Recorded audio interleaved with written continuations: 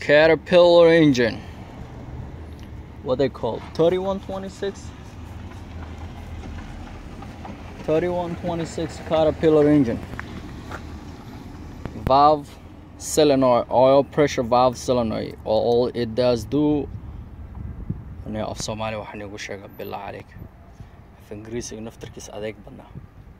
Yeah, so geedkan but af Ingiriis partskan igu sheega Soomaali ma garanay Talyaani waxa dhihi jirteen Scalmendo ma dhihi jirteen Garnione miya, something like that. Never been Talyaani gani questa kuwa I don't know waa ilo markaan yaraa awowgay bari jiray raxmakumullah ila un xariisto non servo Berderos azione non servo Berderos iyo erayo badan oo xun aan garanayo. That is the caliber.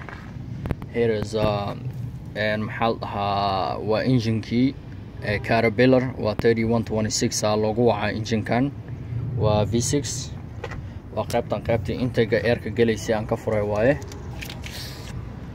Right, so the timing is waa kana meeshan oil pumpki galay, high oil pressure pump. This is the power steering area where the power steering line ki galay waaye meesha, and boltiga ka furnay.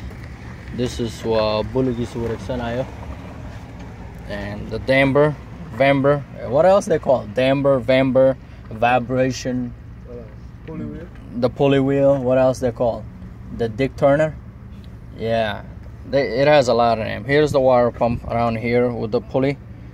And this vehicle has two thermostat mesh kagalayo. This is the valve lifters, the rocker, adjustable. This is inside gudihiisa meesha injector kagalayo gudahaas waaye inside there. So this engine is a junk. We're gonna start tear down pieces by pieces. Here is a turbocharge with the manifold, and turbocharge. This side is the intake side, that side is the exhaust side. That's all I have about today.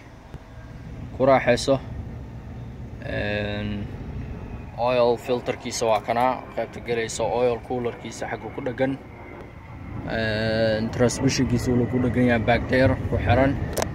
So nobody wanted. What else is that? That's it. This is junk on power steering here. Gearbox if you want it. Good day, sir.